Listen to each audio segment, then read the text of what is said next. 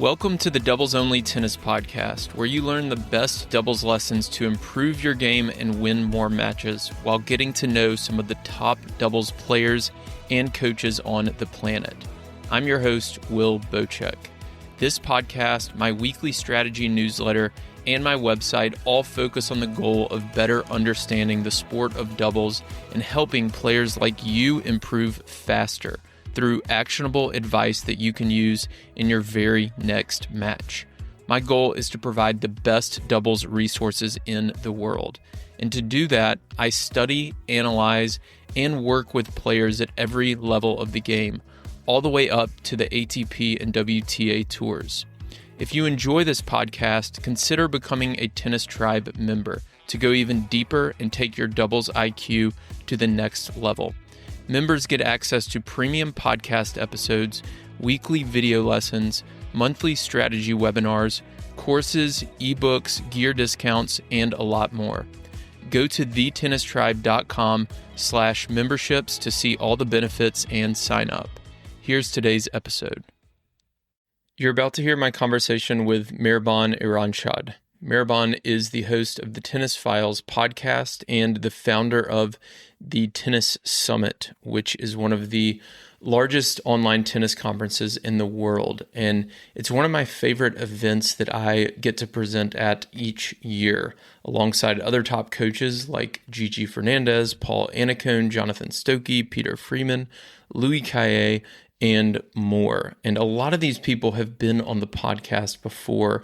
And just to give you some perspective, if you were to try to get a private lesson from any one of these coaches, it would cost you hundreds of dollars. But you get access to presentations and lessons from 30 plus coaches. So this is a really cool opportunity that I do like to encourage all of you to sign up for every year, because you can see some of the top coaches in the world give their best lessons all for free. So I'm going to link in the show notes where you can sign up and get access for those lessons, but you do only get access for the lessons for 48 hours. If you want the lessons for life, you do have to upgrade. It's less than $100, so it is a very good value. But if you have time today and this week, then you should sign up and watch the lessons for free. In this conversation with Mehrban, we talk about his favorite lessons from the 2026 Tennis Summit. And we obviously focused on doubles. And this episode is going to be released on Wednesday, April 22nd, which is the doubles day of the Tennis Summit. So my presentation on doubles formations is going to be released today, along with presentations from Louis Cayer, who's been on the podcast before and has coached a number of players to number one in the world in doubles. Gigi Fernandez is doing a live session with Mehrban today, so you can hop on that if you sign up and ask Gigi questions directly. Jonathan Stokey has a presentation that I watched already. Paul Annacone has a chat with Mehrban as well, and I watched that one, got a lot out of that. I love this event so much. I'm sure you can hear my passion for it, although I am recording this at 11 p.m., so I might sound a bit tired, but it's such a cool opportunity to learn from multiple coaches. And I've told you over the years, I don't want you to just listen to my content. I want you to learn from other coaches as well. So definitely sign up for the Tennis Summit. Again, I'll link to that in the show notes. And then in this conversation with Mehrban, we're covering his 3 favorite lessons, which I think you're going to love. So listen to this conversation, sign up for Tennis Summit, go watch as many lessons as you can over the next several days. And if you want those lessons for life, then go ahead and buy the lifetime access. Without further delay, enjoy the Tennis Summit preview with Mehrban Iranshad. Hey everybody, welcome to the show. Today we have Mehrban Iranshad on, the host of the Tennis Files podcast and the host of the Tennis Summit, the biggest, is it the biggest online tennis conference? Certainly one of the biggest, and certainly one of the best. Thanks. I got to give respect to my buddy Pete Freeman with TennisCon too, but yeah, it's definitely up there. Thanks. Yeah, it's such a fun event. So thanks for coming on. What I want to do today is kind of preview Tennis Summit, even though this is going to be released like right in the middle of it, because we're recording Tuesday, the week of Tennis Summit. Um, so I want to preview what some of the best lessons are that you've learned watching all of the videos and the presentations from 2026. So we'll give people a preview of that here in a second. But before we get to that, what year is this for Tennis Summit? And explain what it is overall. Yeah, sure. Will, and thanks for having me on as well. It's an honor to be on your podcast. You're doing a wonderful job. I love that it's, centered towards doubles because I love to listen to your podcast sometimes when I'm going to like a USA doubles match, and it definitely gets me in the right mindset. But yeah, it's the 10th year of the summit. So, I mean, time has flown by. I remember, the first year when I did it, and I was just basically like having panic attacks. Like, am I going to get like these presentations with people? Like, is it going to be okay? But yeah, we've progressed a lot from there, and it's basically an online tennis conference where I try to get like anywhere between 25 to 35 of the world's best coaches that I can find at least. And, they have sessions throughout the week. We have some live streams sprinkled in. And yeah, it's this year it's themed a bit differently with different tracks. We've got a double strategy track, a strategy track, a technique and stroke development track, and then a mental game and physical longevity track. And yeah, it's 5 days throughout this week, and then you get 48-hour access if you pick up the free pass, and then if you go through Will's link, you can get like lifetime access. But basically, it's a really fun week. I love it, and like it amazes me because like I've been doing this for 10 years, but every single year I learn a lot of seemingly new things that really help my game, and it like reinvigorates my passion to play and compete and to train because I'm just like, wow, this information is awesome, and I want to put it to practice. So there's a lot in there, and that's hopefully I described that okay. But yeah, it's an online Yeah. tennis conference. Yeah. So people can sign up and get access to each lesson for free for 48 hours after it's released. This podcast is going to go live on Wednesday, which I think is the doubles day, right? Is that the Yeah, doubles? Okay. perfect So for your so day. if you're listening to this now, you might pause or at the end of our conversation, if you want to sign up, you can do that and then watch all of the doubles lessons. And then yesterday, for people listening to this, it was actually earlier today for me. Um, I watched Jonathan Stokey's lesson, which was also kind of doubles focused about partnership communication, which I enjoyed a lot. And I'm kind of with you. Like I do a presentation every year for you. I think the last like 4 or 5 years, Mhm. and I also watch a lot of them, and I always learn and like try to emphasize those lessons to my audience as well. Because I'm always telling people like you got to be learning from other people. Like you can't just learn everything from me because I might be saying one thing one way, and then other coaches might say it another way that lands better with you, and like that's okay, and that's a good thing. So it's good to kind of learn from multiple sources, and that's how I learn anyways. Yeah, Um, and then people can, if they want lifetime access, it's like less than $100, right? yeah, it's like Um, 97 at this point. Yeah. which, I mean, to get a private lesson from any one of these coaches would be a lot more than that. So it's such a good value. Uh, let's dive into the lessons for this year. So I asked you before we hopped on here to pick like 3 to 5 of your favorite lessons from this year that would apply to a club level doubles player. So let's start with the first one. Yeah, well, so one of the first lessons that I thought was great was from our mutual buddy Peter Freeman, who I mentioned earlier, and his presentation is on doubles positioning as well as shot selection. And so, one very illuminating thing that he mentioned was the danger of your shot selection as a net player, and in particular, going short to short at the wrong time. So, in other words, that means if you're at the net and you hit a volley to the opposing net player at the wrong time, this can result in disaster. The middle can be opened up, or if you're not able to hit an offensive enough volley to essentially end the point or get a weak reply, then you can be in trouble.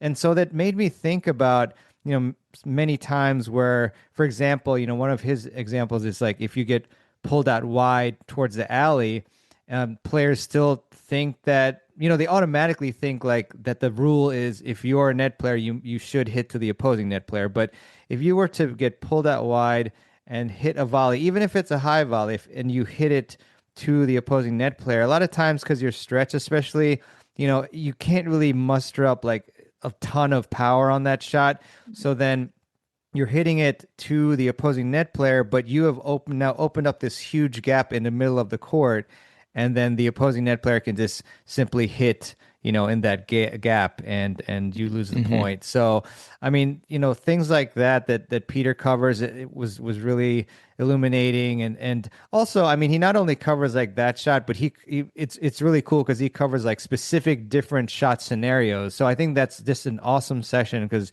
if you're a doubles player, you're a lot of you probably think like, what shot do I need to hit in what particular scenario?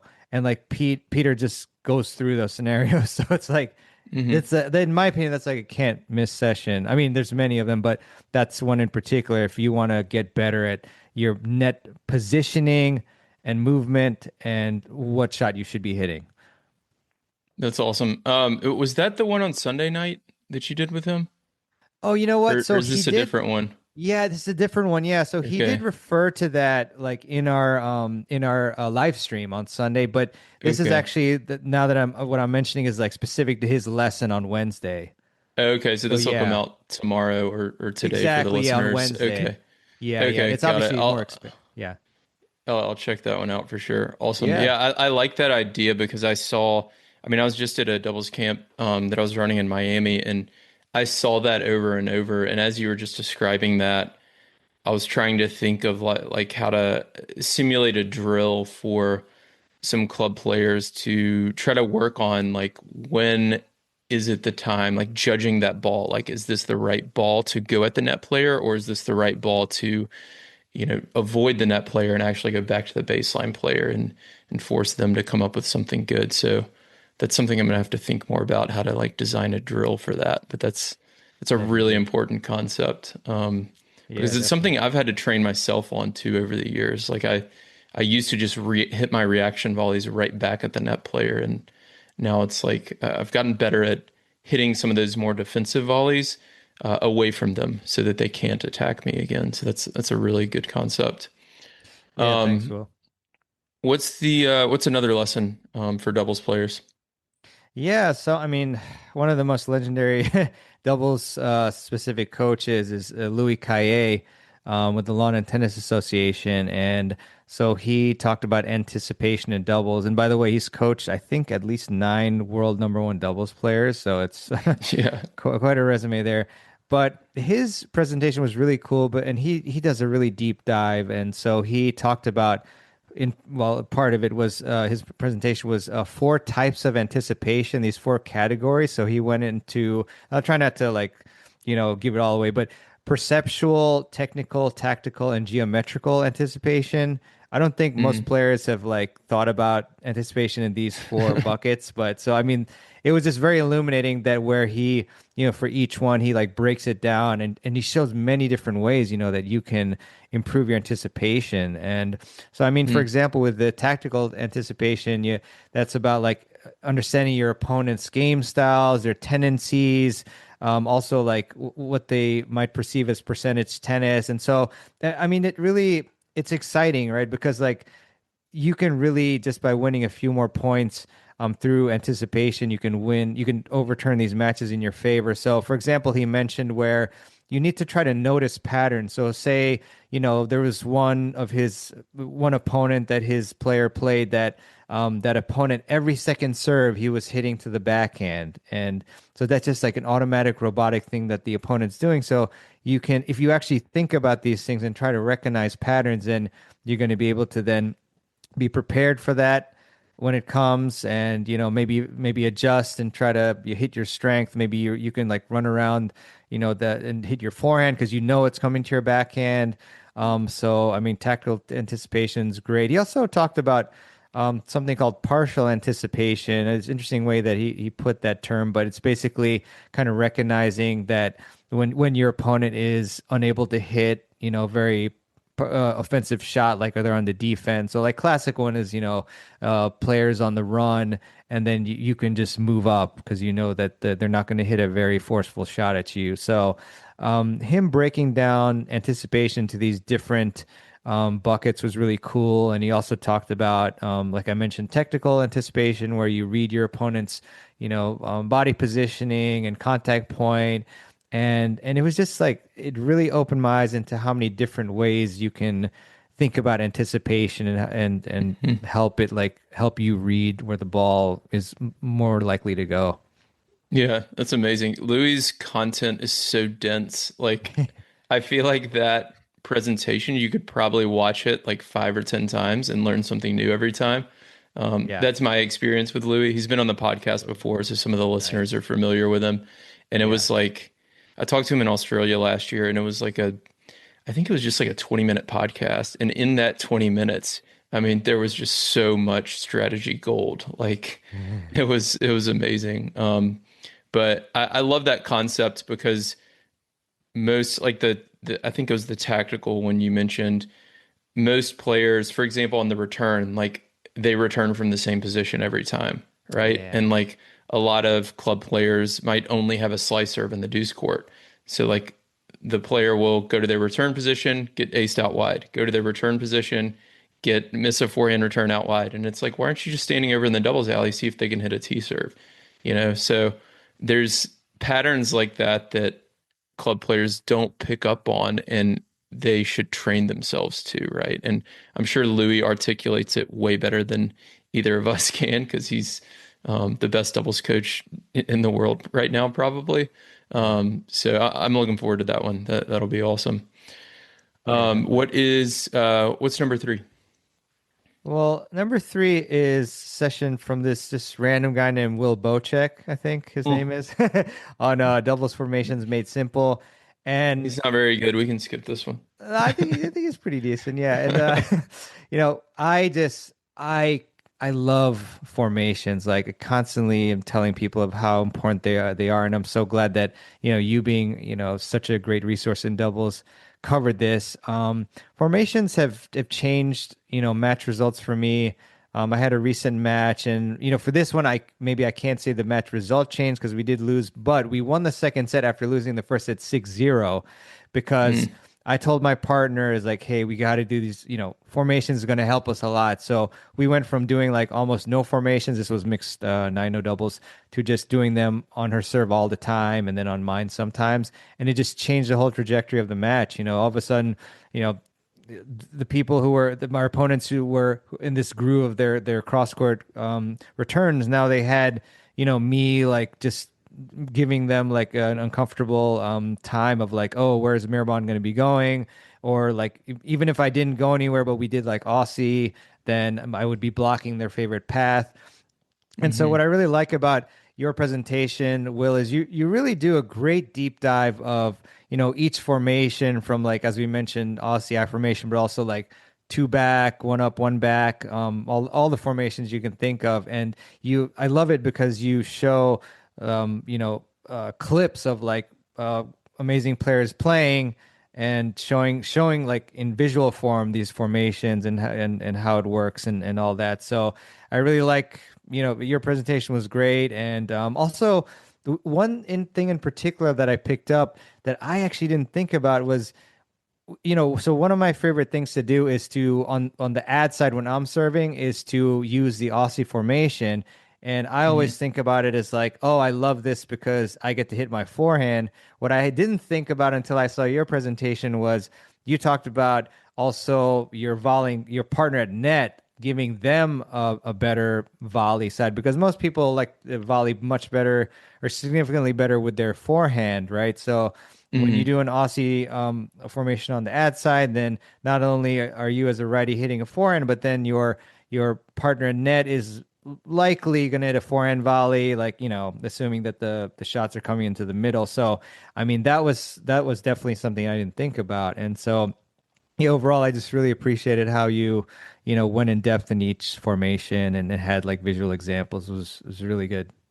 So Thanks. Yeah, it was yeah, fun to put together. Yeah, the yeah, Aussie in the ad court is a really good one for righties, and I would encourage people listening, if you do run that, to actually call some poaches out of that.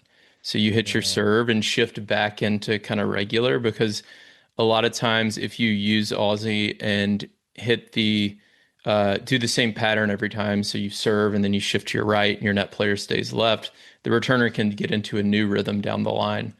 Before they're in a rhythm cross court, if you're using regular, then they can get into a rhythm down the line, and that net player needs to be able to go get that ball.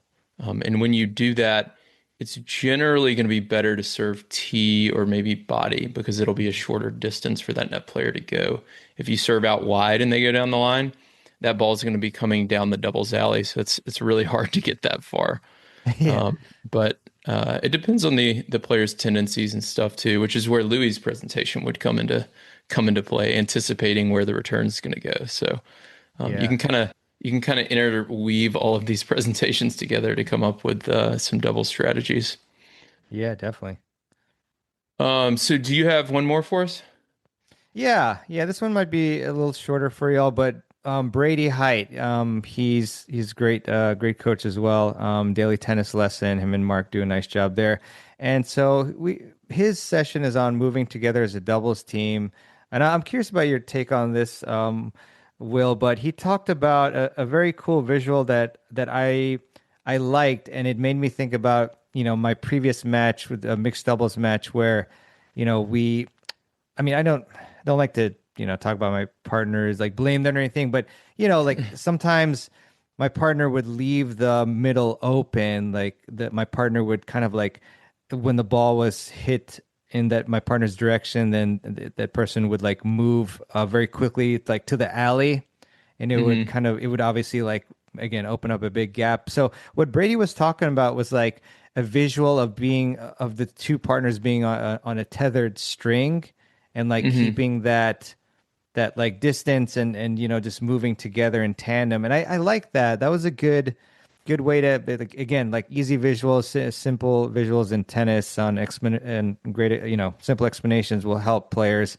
retain concepts easier and implement them. So I do like that.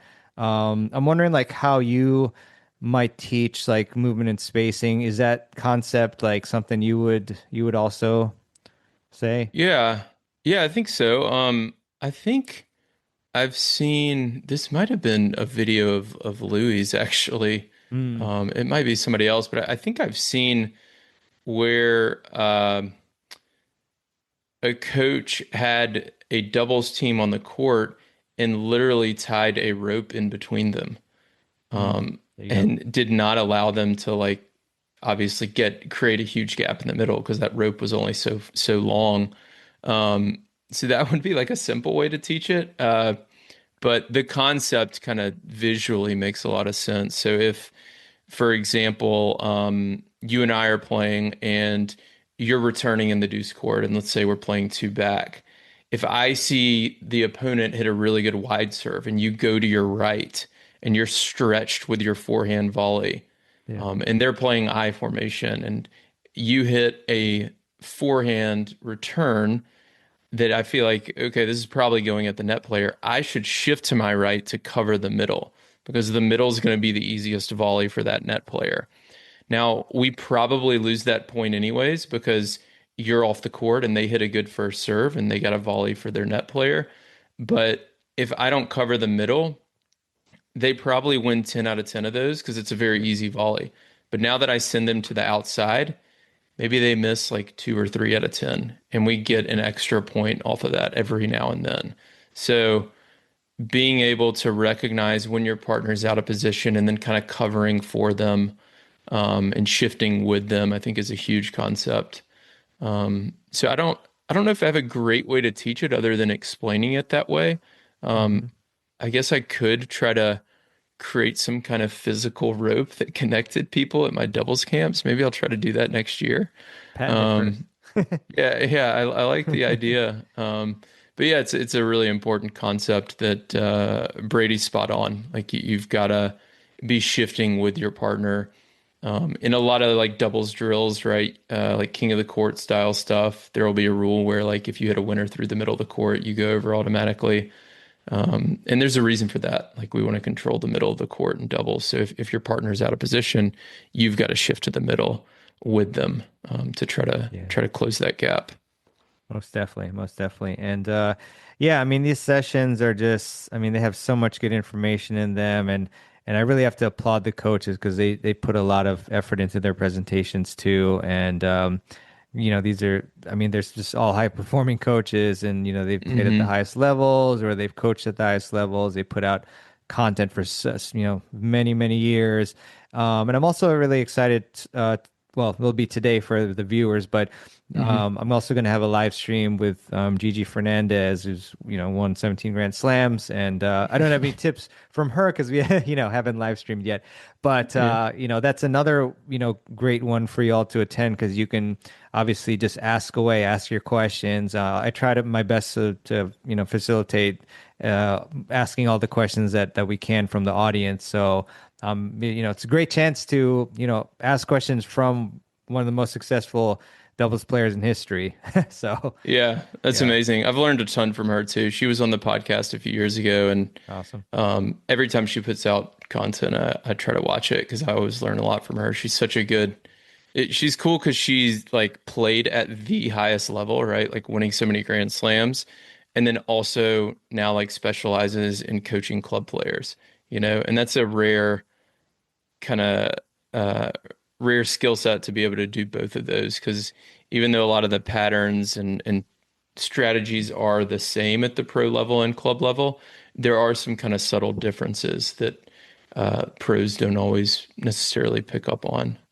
Yeah. And the chat with Paul Anacone was great too. I watched that earlier Oh, today, thanks. and he talked a bit. He was talking more about singles, but feel like he talked a lot about kind of your game identity and like how to develop yourself as a player. So it 100% applies to doubles players as well.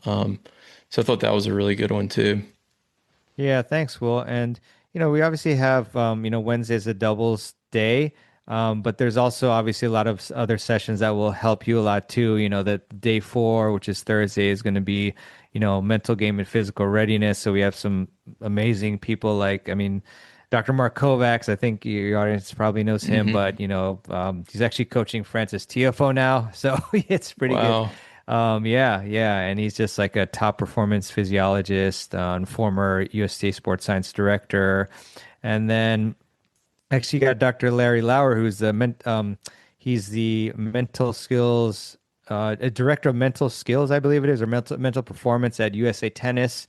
So, and then we've got some great people doing fitness as well, and yeah, and then day 5 will be kind of a mix of different. I mean, the theme there is practice planning and training systems. So we're gonna have Racket Flex talking about serve plus one, and Edgar Giffinick talking about like what to practice and what to ignore. That was a really great one. I filmed that with him recently, and Hmm. that one it's very important to know or find out what is it that will give you the biggest return on investment in your game. And so I think you'll really enjoy it because he did the exercise with me after he did the presentation. So Edgar asked me these 8 questions, and it really helped me to discover like what it is exactly in my game that I need to improve on.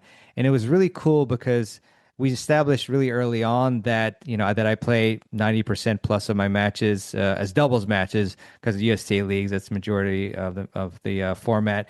And so we went through those questions and discovered like what it exactly it is that will give me the biggest return on investment in my game that will help me win more matches in league play. And so I highly encourage you to check that one out because it's so important, obviously, right? To like know, like find out what is it that will truly help me win more matches. Like, because there's so many Hmm. things like that, you can work on, right? There's like technique, strategy, mental game, and like so many different strokes. But to be able to narrow it down, like what is truly important, is going to help you a lot. Because he said, for example, like maybe you might want to you think that you should get more serve speed, but is that really helping you win more matches? I don't know. Probably not. There's Yeah. other things that can give you more return on investment. So, that one's a great one. I just mentioned, just a few of these sessions to highlight that there are a lot of sessions, even if they're not doubles focus, which today when you listen, if it's on Wednesday, they're all on doubles, but there's also non-double sessions that will help you with your doubles Yeah. game. Yeah, 100%. I mean, I always try to watch as many as I can, and that one with Edgar sounds great too. Thanks. So, anyways, Mehrban, we're gonna let you go because I know you've got more tennis summit to prepare for and emails to write and everything else. So I appreciate you coming on and doing this. And for everyone listening, we'll link in the show notes so you can sign up to Tennis Summit for free. Yeah, awesome. Thanks, Will. Keep up the great work. Really appreciate everything you're doing for the tennis community. Awesome. Thanks, man. Thanks. Thank you for listening to this week's episode of the Doubles Only Tennis Podcast. If you're interested in diving deeper into the world of doubles strategy, I've created Tennis Tribe memberships that allow me to bring you more podcast episodes, video lessons, webinars, and other doubles content on a weekly basis without relying on paid ads. The lessons inside the membership will help you better game plan with your partner, optimize your practices, and become the smartest player on the court. Go to thetennistribe.com/memberships to learn more and sign up. You can also join my free newsletter on our homepage, where I share a new doubles lesson every week. If you want to connect, you can find me on Instagram, Twitter, and Facebook, or contact me through our website. Thanks again for listening.